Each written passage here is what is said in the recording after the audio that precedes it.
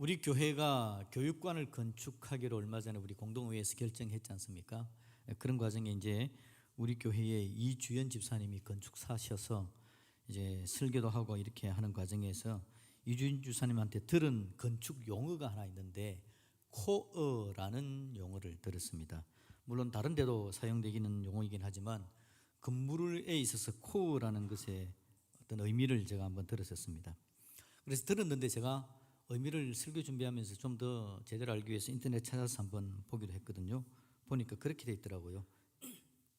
건물을 지을 때 건물의 중심이 되는 부분이 코어입니다. 예를 들면 계단, 엘리베이터, 출입구, 전기 설비, 통신 설비 이런 것들이 이제 쭉 들어가는 그런 부분들이고요. 이걸 중심으로 해서 이제 층과 층을 연결하고 이동하게 하고, 그래서 이 코어를 제대로 잘 활용할 때 움직이는 동선, 그 다음에 그 안에 들어가는 각 실들 이런 것들을 잘 배치할 수 있다는 거죠. 그래서 코어라는 것은 건물의 중심되는 부분이다, 그렇게 이야기를 하는 겁니다. 특히 또 이 코어 부분이 계단도 들어가고 막 튼튼하게 하다 보니까 혹시 여러분들 지진이 날 때는 코어 부분으로 가면 피해를 조금 덜 받을 수 있답니다. 그러니까 무너지는 부분이 그 부분이 더 튼튼해서 생존율이 높아진다, 뭐 그렇게 이야기하는 것도 보았습니다. 근데 제가 이걸 한 번씩 설교할 때 사용하는데 인터넷에서 이게 찾아낸 게 이게 진짠지 가짠지 잘 모릅니다. 그러니까 설교들 때 의미만 활용하시고 우리 목사님이 그러는데 맞다더라 이런 거 할 때는 여러분 한 번 더 확인하시고 하시는, 맞을 가능성이 많은데 정확한지는 제가 잘 모릅니다. 이제 코어의 의미에서 이야기하다가 지진 이야기까지 가니까 제가 약간 소심해지는 그런 부분이 있습니다. 하여튼 코어가 중요하다라는 거죠. 코어가 굉장히 건물에 있어서 중요한 부분이다. 여러분 인생이라는 건물을 지어가는데 하나님이 여러분 인생의 코어가 되시기를 주님의 이름으로 축복드립니다. 오늘 설교하려는 내용은 간단하게 그거로 끝입니다. 하나님이 우리 인생의 코어가 되어야 된다라는 거죠. 우리 인생을 누가 운전하느냐? 전에 그런 이야기를 들은 적이 있습니다. 한 사람이 운전을 해가는데 자기 옆에 지나가는 차에 운전수가 안 보이더랍니다. 운전하는 사람이 없어가지고 깜짝 놀라가지고 놀라서 다시 쳐다보니까 키가 조그만 초등학교 저학년이 운전을 하고 있더라는 거죠. 그래서 이분이 깜짝 놀라가지고 112에 전화를 하고 지금 차가 가는데 너무 조그만 초등학생이 지금 운전을 하고 있다고. 그래서 경찰이 출동하고 해서 그 아이를 이제 막아야 되는데 결국 그 과정에서 얘가 옆에 있는 차 하나 쿵 치고 선, 그런 이야기를 제가 들은 적이 있습니다. 여러분의 인생의 차량에 여러분이 자다가 잠을 딱 깨보니까 초등학생이 운전을 하고 있습니다. 어떻게 하겠습니까? 여러분의 인생의 차량, 여러분이 한번 살펴보니까 면허도 없고 운전도 해보지 않은 사람이 그 차량의 운전대를 붙들고 막 가고 있어요. 여러분 어떻게 하시겠습니까? 오늘 여러분 사사기 17장의 내용은 사실 그런 이야기들을 우리에게 쭉 전달해 주는 겁니다. 우리 인생의 삶을 진행해 나가는 데 있어서 내가 이 인생의 삶을 누구에게 맡기느냐라는 부분에 대한 이야기입니다. 그런데 여러분 이 사사기의 이야기는 참 심각한 문제들이 굉장히 많이 나타나는 걸 보는데, 이 사사기 내용에 있어서 이 사사기를 전반적으로 이해하게 해주는 성경 구절이 사사기에 등장합니다. 그게 바로 사사기 17장, 방금 우리가 읽었던 성경 6절에 보면 그렇게 이야기합니다. 뒤에 자막에는 안 나옵니다. 찾을 수 있는 분들은 찾아보십시오. 그때는 이스라엘의 왕이 없었으므로 사람마다 자기 소견에 옳은 대로 행하였더라 라고 이야기합니다. 이 성경 구절이 여러분 사사기의 마지막 장인 사사기 21장 25절에도 나옵니다. 그때 이스라엘의 왕이 없으므로 사람이 각기 자기의 소견에 옳은 대로 행하였더라 라고 말을 합니다. 그때에 이스라엘의 왕이 없었답니다. 사실 이스라엘의 왕은 그때에 하나님이셨거든요. 그런데 그들이 하나님을 자기들의 왕으로 안 삼았다는 이야기입니다. 그리고는 어떻게 했다고요? 사람마다 자기 소견에 옳은 대로 행하였더라. 그때에는 이스라엘의 왕이 없었으므로, 그때 이스라엘 백성들이 하나님을 왕으로 삼지 않고 사람마다 자기 소견에 자기 마음대로 자기 하고 싶은 대로 살았더라 라는 겁니다. 그럼 그때가 여러분 어떻게 됐을까요? 이 사사기의 내용을 이렇게 이야기하는데, 지난주에 제가 사사기의 패턴에 대해서 이야기했기 때문에 여러분들이 아마 아실 겁니다. 하나님께서 이스라엘 백성들에게 사사를 보내가지고 그들을 살려줍니다. 그러면 그들이 잘 살다가 사사가 죽으면 어떻게 한다고요? 죄를 짓습니다. 죄를 지으니까 하나님께서 그들에게서 손을 떼고 그들을 그냥 이방 족속에게 넘겨줘 버리면 그 이방 족속들이 쳐들어와서 이스라엘을 괴롭히는 형벌당하는 기간이 수십 년간 이어서 갑니다. 그러면 그들이 너무 힘들어서 하나님께 울부짖으면서 하나님 살려주십시오, 잘못했습니다 하고 눈물의 회개를 하는 거죠. 그래서 지난주 설교 제목이 하나님 백성들아 울어라, 제발 울어라 라고 이야기를 하는 거, 회개의 중요성에 대해서 이야기했죠. 그런데 이 회개하면 하나님께서 사사를 보내줘가지고 살려주는 거죠. 그런데 사사가 죽으면 또 죄짓고, 그러면 하나님이 손 떼시면 또 형벌 받고, 하나님 앞에 회개하면 하나님께서 또 살려주시고, 이게 또 죄짓고 하는 게 계속해서 흘러간다는 거죠. 이 부분에서 여러분 중요한 게, 회개를 하고 하나님께서 살려주셨는데 그러면 그들이 하나님 뜻 가운데 제대로 서야 되는데, 사사가 죽으면 또 죄짓는 이유가 뭐냐 하니까 바로 이겁니다. 이스라엘의 그때에 왕이 없었으므로 그들이 자기 소견에 옳은 대로 행하였더라. 자기 마음대로 살았더라. 하나님 말씀을 안 들었더라. 자기 인생의 코어에 하나님을 건물의 코어로 삼지 않았더라. 그래서 그 건물이 허물어져 가더라. 자기 인생의 운전대를 하나님께 맡긴 게 아니라 운전도 할 줄 모르고 익숙하지도 않은 자기가 그 운전대를 자기 마음대로 차를 운행하다가 그 운행에 어려움이 생겼더라.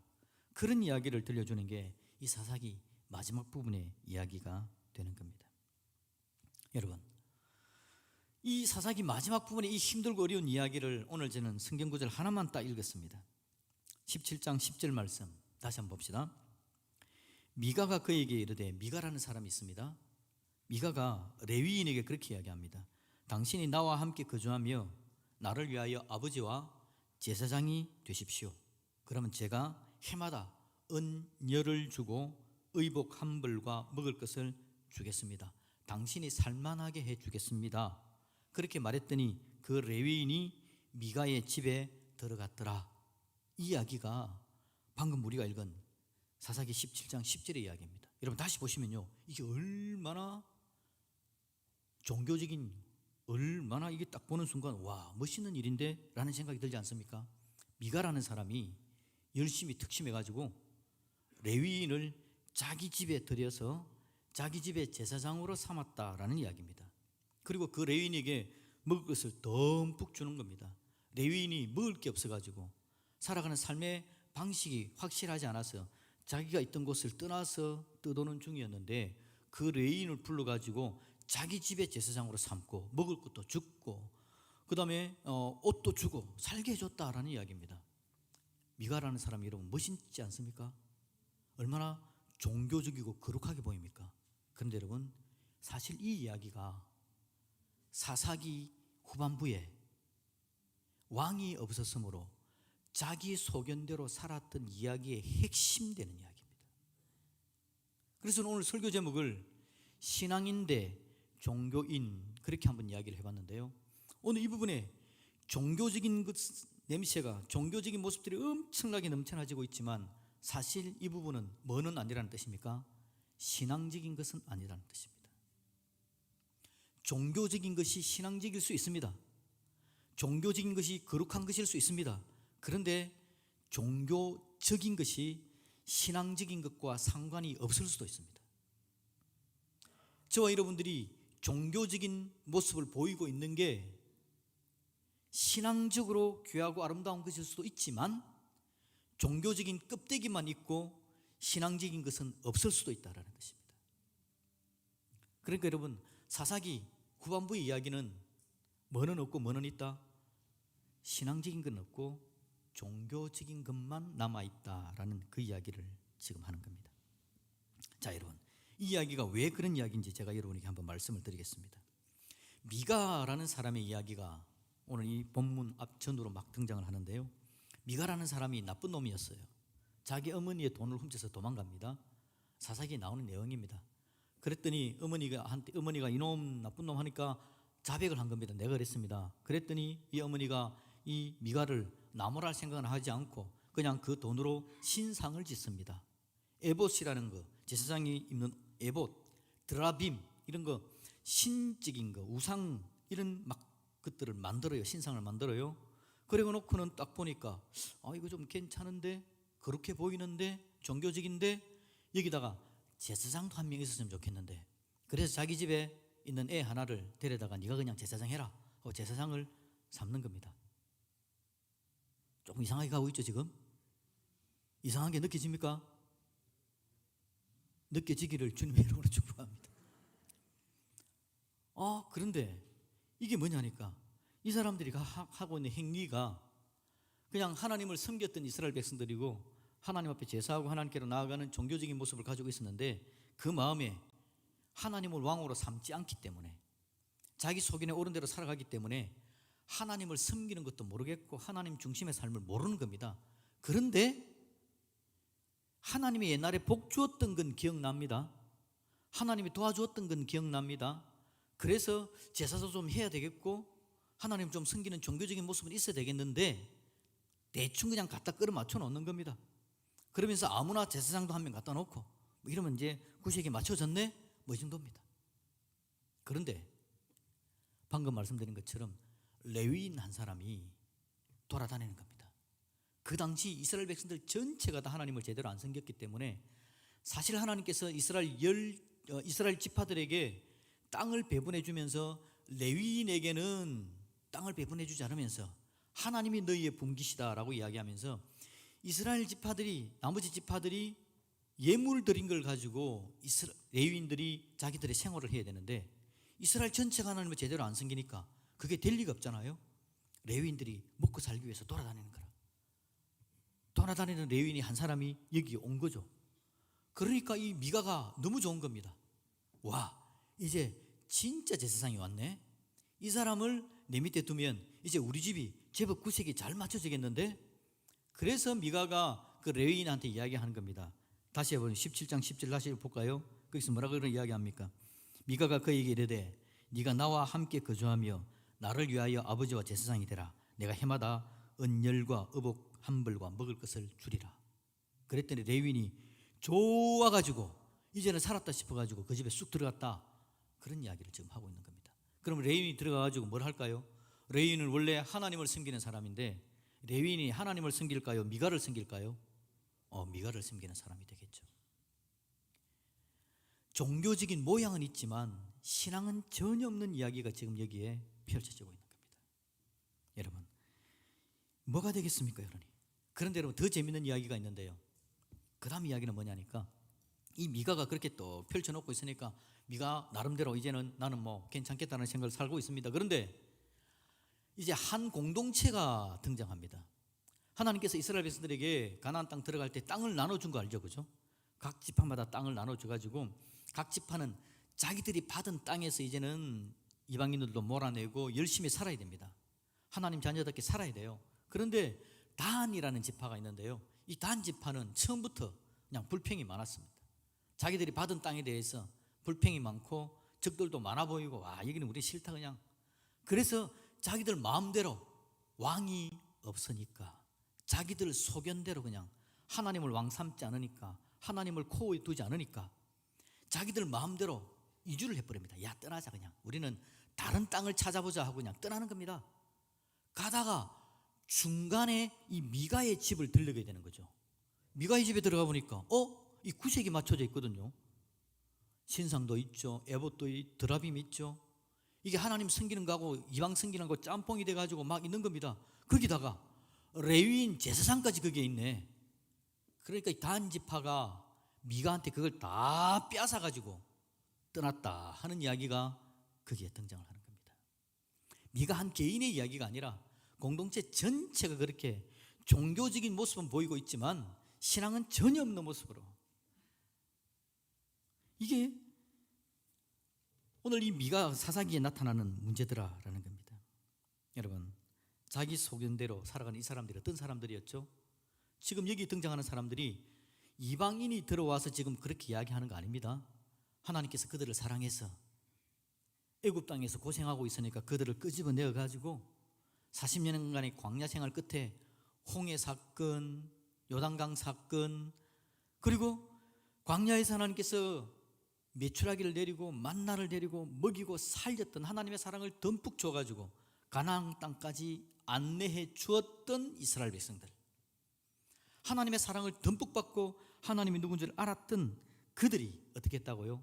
자기 소견대로 하나님을 왕 삼지 않는 지극히 그냥 종교적인 모양만 남아있는 모습.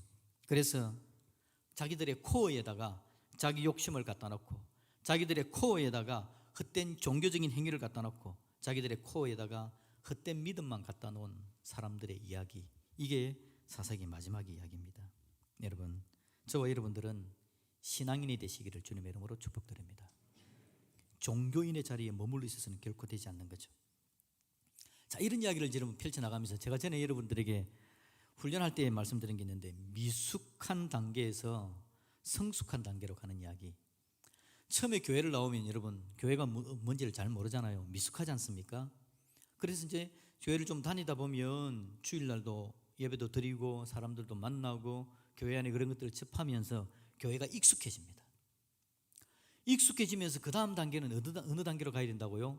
성숙한 그리스도인의 단계에 나아가서 하나님께 예배하고 하나님의 말씀을 듣고 하나님의 사람으로 주님의 제자로 살아가는 성숙한 단계로 가야 되죠. 그런데 여러분, 교회 안에서 미숙했습니다. 처음에는 뭔가 잘 몰랐다고요. 이 교회 안에 들어와 보니까 이제 익숙해지는 겁니다. 예배도 이제 10시에 드리는 예배도 알고 11시 반에 드리는 예배도 알고 교회 와가지고 사람도 만나고 이제 예배 시간 이 다음에는 찬양대 찬양대 하겠네, 찬양 마치고 나면 목사님 나오겠지, 설교하겠지, 설교 마치면 다 같이 한번 기도하고 뭐 이런 거 다 익숙해지는 겁니다. 좀 익숙해지는 거죠. 교회에서 뭐 하자 그러면 그거 대충 하는 겁니다. 그런데 여러분, 익숙한 게 참 중요한데 익숙한 것이 성숙해져 가는 것에 방해가 될 때가 참 많습니다. 익숙한 것은 어쩌면 종교적인 모습입니다. 종교적인 모습은 그 다음에 신앙인의 모습으로 가기 위해서 필요한 겁니다. 종교적인 모습이 없으면 신앙인의 모습으로 못 들어갑니다. 교회 안에서 예배하고 익숙하게 하나님께 나오고 성경에도 익숙하고 기도도 익숙하고 찬송도 익숙해지는 게 중요합니다. 그래야만 더 깊은 신앙의 단계로 나아가 하나님의 말씀을 들을 줄도 알고 하나님께 순종할 줄도 아는 제자의 삶으로 들어갈 수 있기 때문에 그렇죠. 그런데 익숙한 것으로 끝날 수도 있습니다.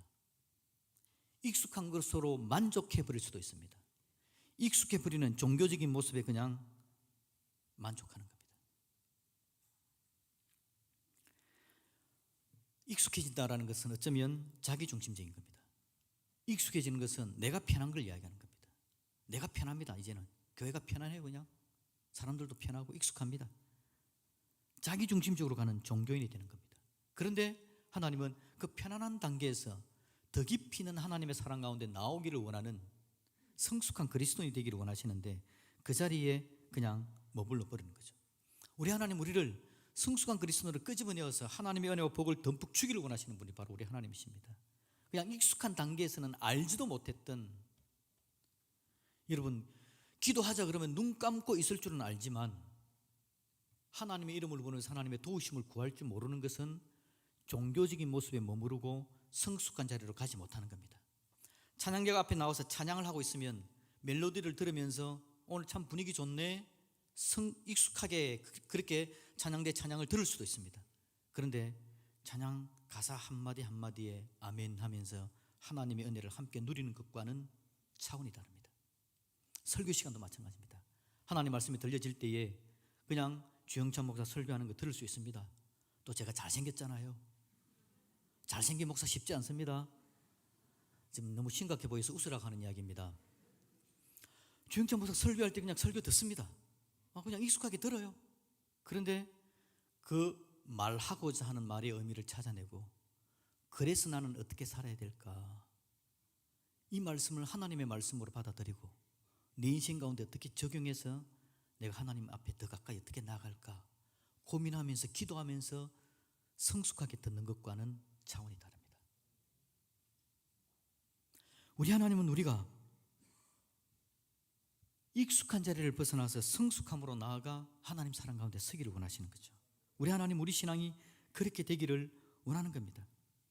우리가 하나님 그냥 조금 먹고 살만한 자리에 미가 같은 생각, 미가가 그냥 여러분 조금이라도 종교적인 모습을 가지면 자기 삶이 좀 편안해질 것 같아서 영적인 것 무엇인가에 조금 의지하는 게 미가의 모습이죠. 그게 종교적인 겁니다.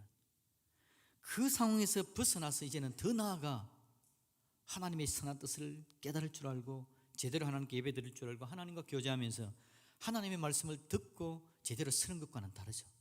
그냥 종교적인 자리에 머물렀다가는 어떻게 됩니까? 사사가 죽고 나면 죄 짓는 자리로 가는 겁니다. 신앙인의 자리로 나가면 다시 회개하고 다시 돌이키고 하나님 선한 뜻 가운데 나오겠죠. 우리 하나님께서는 우리에게 원하시는 것, 하나님께서 코어에 계셔야 된다라는 거 우리에게 이야기해 주는 겁니다. 하나님은 여러분 절대 우리 인생의 코어를 다른 데에 빼앗기고 싶지 않습니다. 하나님은 정확하게 오셔서 내가 코어가 되어야 된다라고 생각을 하십니다. 제가 여러분 어디 가면 가운데 서는 거 잘 못합니다. 목사님들 사진 찍자 그러면요 가운데 못 서고 저 뒤에 가고 옆에 서고 막 좀 그런 스타일입니다. 좀 짜잘한 스타일이죠. 그런데 여러분 제가 반드시 가운데 딱 들어갈 때가 있습니다. 결혼 주례하고 나서는 가운데 딱 서야 됩니다. 결혼 주례하고 사진 찍으면서 제가 저쯤 가 있으면 큰일 나지 않습니까? 오늘 일부 예배 때 세례식을 했습니다. 세례자들이 다 세례하고 나서 저하고 같이 사진을 찍는데 제가 저 끝에 가서 있으면 사진이 모양이 없습니다. 그래서 제가 가운데 딱 서줘야 중심이 잡히고 사진이 제대로 찍힙니다. 우리 하나님은요 우리 인생의 중심에 서고 싶으십니다. 왜냐하니까 우리 인생을 아름답게 복되게 다듬어 주기 위해서 그래요. 우리를 질서 잡고 우리의 건물이 좀 더 효율적이고 아름답게 하나님 사랑 가운데 설 수 있도록 만들어 주기 위해서 하나님은 코어에 중심에 서고 싶어 하시는 겁니다. 그 마음을 깨달아 알고 하나님 사랑 가운데 나아가는 저와 여러분들이 되시기를 주님의 이름으로 축복드립니다. 일부 예배 시간에 우리 청소년들이 많이 세례를 받았습니다. 8명이 입교하고 1명이 세례받고 또 학습도 5분이나 그렇게 했습니다. 그분들에게 제가 원하는 거, 그 사람들이 손들고 여러분 서약을 하거든요. 서약의 핵심이 뭔지 압니까 여러분?